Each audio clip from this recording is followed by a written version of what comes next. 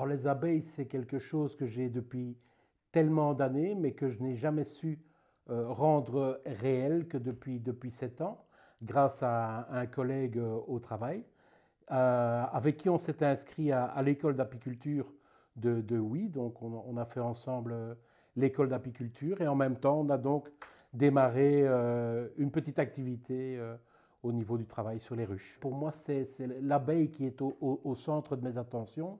À partir du moment où elle se trouve bien, moi je suis bien. S'il y a du miel en plus, je prends ça pour un bonus. Si vous allez du côté du Limbourg, où vous avez toutes sortes de producteurs de pommes, de poires, ces gens louent aussi les services d'un apiculteur pour avoir un meilleur rendement. Et tout ça est franchement uniquement lié à la pollinisation des fleurs et des plantes.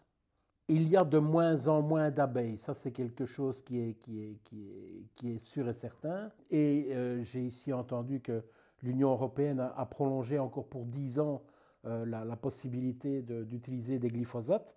Ça ne va pas aider franchement l'apiculteur. Ce qui est super important, c'est de planter des fleurs mellifères. Par exemple, à la société pour laquelle je travaille, sur le toit où se trouvent mes ruches, on a mis uniquement des fleurs mellifères. Le fait de ne pas tondre le gazon immédiatement, le fait de réserver quelques bancs d'herbagers.